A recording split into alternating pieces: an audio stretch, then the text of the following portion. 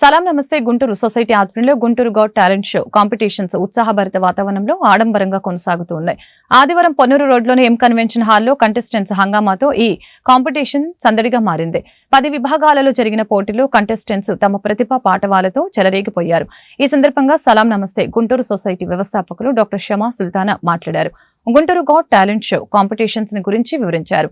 December 26వ తేదీన గుంటూరు వెంకటేశ్వర విజ్ఞాన మందిరంలో మెగా కల్చరల్ ఈవెంట్ ద్వారా విజేతలకి బహుమతులు ప్రదానం చేయడం జరుగుతుందని వెల్లడించారు. హలో అండి, అందరికీ సలాం నమస్తే. నేను మీ doctor Shama Sultana, Hopefin hospital చైర్మన్తో పాటు సలాం నమస్తే గుంటూరు సొసైటీ ఫౌండర్ని అండ్ గుంటూరు గాట్ టాలెంట్ షోకి క్రియేటర్ని. సో ఈరోజు డిసెంబర్ 8 ఆదివారం నాడు ఆడిషన్స్ రెండో విడత జరుగుతున్నాయండి. ఆడిషన్స్ ఫస్ట్ విడత వచ్చేసి డిసెంబర్ 1 నాడు జరిగాయి. అది కూడా చాలా సక్సెస్ఫుల్ జరిగింది.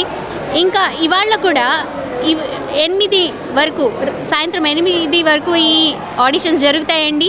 గుంటూరు ప్రజలు ముందుకొచ్చి టాలెంట్ ఉంది అంటే ఇక్కడ వచ్చి వాళ్ళు ప్రదర్శించగలరు. ఈ ఫ్లోర్ని యూజ్ చేసుకొని ముందు సెమీఫైనల్స్లో కూడా వెళ్ళగలరు.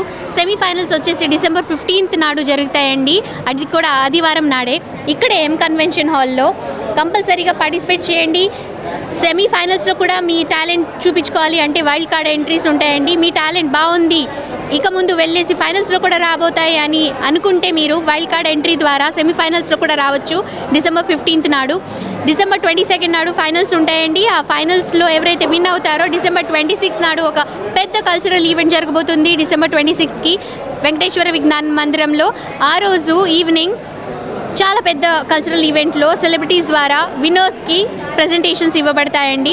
ఏ ఇన్స్టిట్యూట్ అయితే చాలా వరకు ప్రైజెస్ గెలిచితో దానికి గుంటూరు గాట్ టాలెంట్ ట్రాఫీ కూడా దొరికిందండి ఆ ఇన్స్టిట్యూషన్కి.